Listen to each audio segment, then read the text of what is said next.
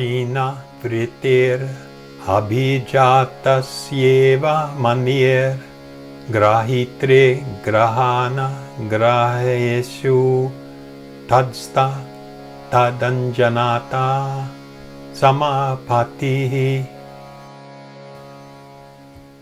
When the mental modifications and fluctuations of the mind have greatly diminished, the mind becomes like a transparent crystal, and thus can easily take on the qualities of the object of one's meditation, whether it be the knower, the object perceived, or the instrument of perception.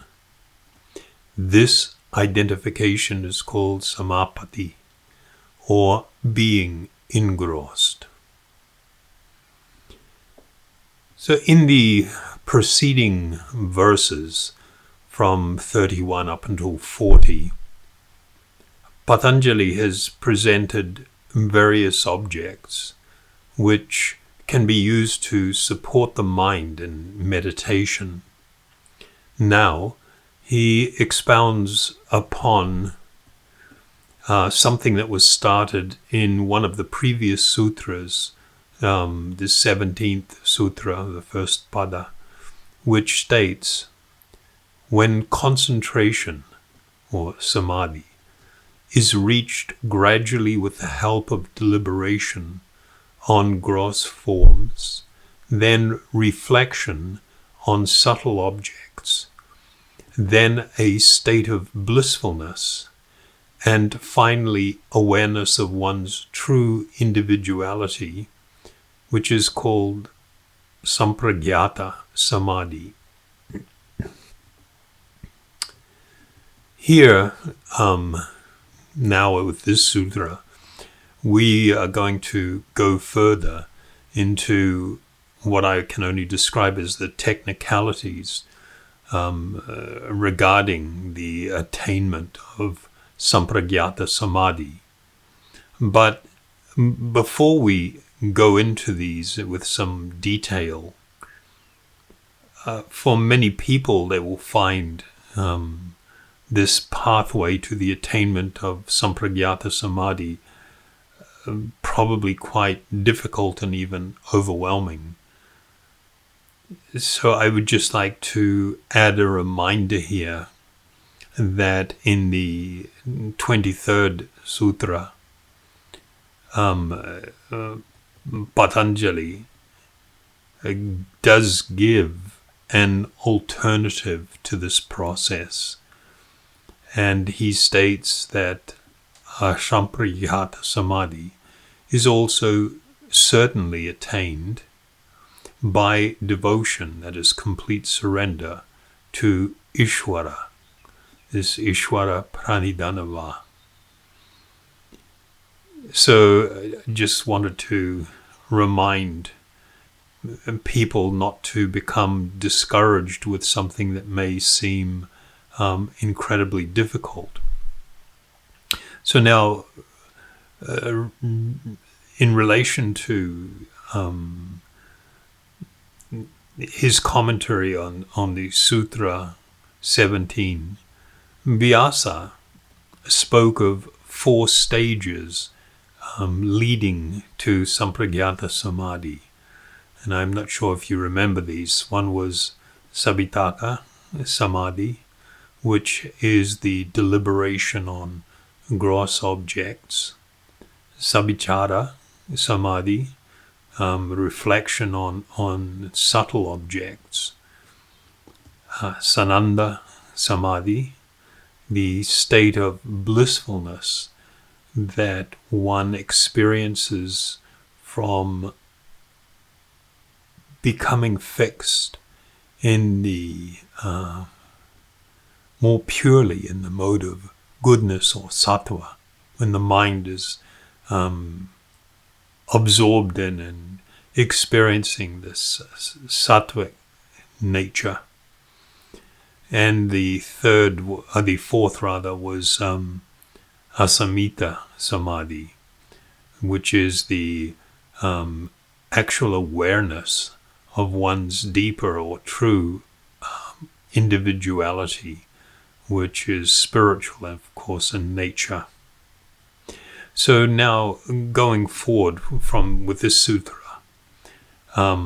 Patanjali will further subdivide the first two meditative states, which lead to sampragyata samadhi, into another two categories. So you will have two what were or seem to be principal categories now actually become four. So the first, Savitarka, he will present another category, nirvitaka, and the Savichara will have another corresponding category, nirvichara samadhi. So these are somewhat technical terms, and we will not discuss them further here, because we will be dealing with them in the succeeding sutras. So in this particular sutra that we're dealing with, Patanjali introduces a new term, samāpatti, or engrossment of the mind. So I'm using the word engrossment because the English synonym, or the English word rather, engross, to become engrossed or to engross, it means that to absorb all the attention or interest of into something. So Patanjali uses the example here of a crystal reflecting whatever is placed near it. This example is frequently used in Vedic teachings. We see this used in a lot of different places, with the idea being that if a pure and clear crystal, if something is placed, a red rose, for instance, right next to the crystal, now the crystal will take on the color of the rose and reflect that.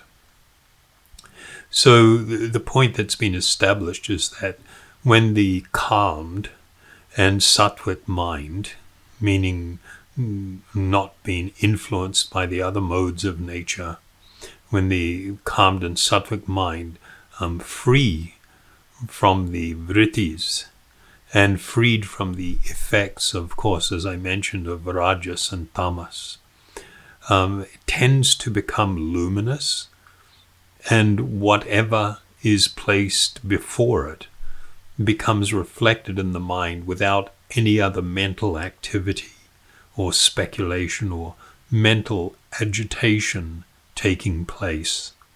And what this in turn does is it gives the yogi an insight into the truth of things.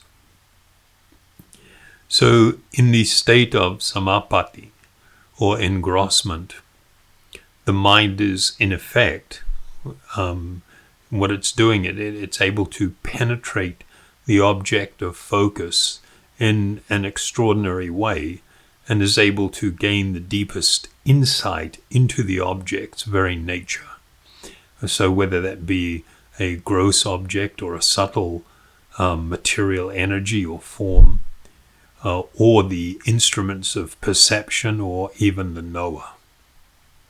So we'll expound on this as we go forward with the following verses. Samāpatti is generally an engrossment in something that we've previously mentioned, the 24 tattvas.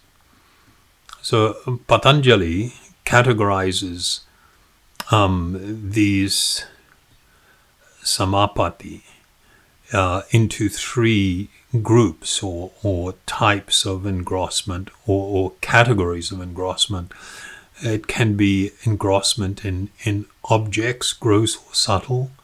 This is called grahayam, or the grahana, which are the instruments of perception and grāhītṛ, which is the knower. So just as a clarification, the knower here, or the perceiver, is not the seer, drishya, or the atma that he has previously used, but it's referring to a subtle covering of the pure living being still, referred to as asmita, or maybe also referred to as the false ego, sometimes also references the empirical self. So this is, or the buddhi, this is like a deeper state of awareness or perception where one is experiencing the reality of their individual existence, and that experience is beyond the idea of being the body or the mind. So in this state, it's actually considered the prelude. This engrossment, state of engrossment, is considered a prelude to what has been stated as the calm or the pure and calm mind, reflecting the actual Purusha to itself. When I say that, in the meditative state, as one is attempting to become free from simply the functioning and the mechanics of the mind, and to perceive the one who is actually responsible for animating the mind and who is the actual seer, the mind is still being used, but it is not active. It is not manifesting its characteristics.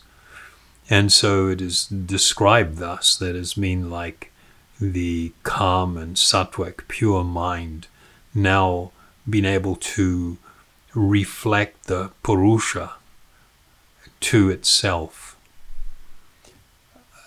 In using that term, I think we need to be cautious to understand that self-realization, the realization of the self or the Atma, is not actually caused by the mind. That in reality it is a spiritual revelation. It is something that has been revealed. The mind has some role, a pure mind or sattvic mind has some role, but it is not what is causing the realization to happen.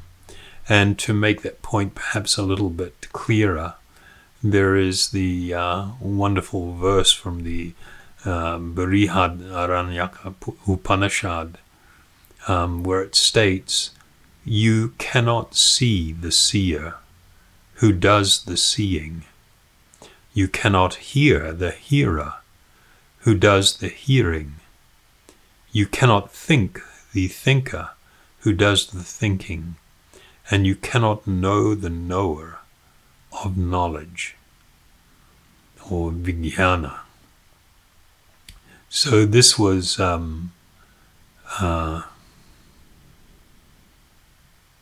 quite wonderful verse, and one would question when it says that you cannot see the seer, that who is the you that's been referenced here? Who is this you who cannot see it? And this was a statement or an answer to a question that was being a great sage, his name was Yajnavalkya, and he was responding to a question because he had been speaking of the nature of the Atma, and was being asked, so what exactly is this Atma?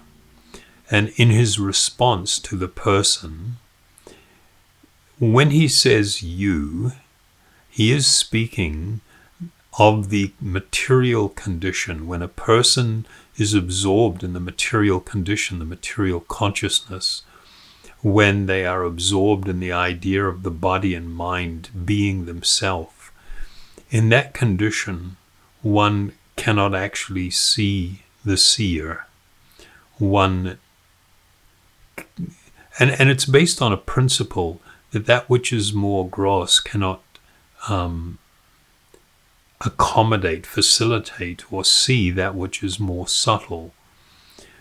So the reference to not being able to, you cannot see the seer who does the seeing, it means that the Atma cannot be perceived with the mundane or blunt instruments such as the eyes, nor with the mind, and actually nor with the buddhi. The buddhi has a somewhat colored reflection of the living being, not the living being or the Atma in his pure and unconditional state. So samāpattiḥ, Vyasa states, can also be used or practiced upon a liberated soul. And of course this has been referenced before, where one becomes completely engrossed in such a liberated personality. And of course, as is the final goal of meditation, one can practice samāpattiḥ upon Ishvara. But the idea on this process is that one can gradually, almost like peel away the layers of like an onion, there's just so many layers, to peel away the different layers of material consciousness until finally one is left with just the pure living being, the Purusha itself, and this being a pathway towards self-realization. Thank you very much.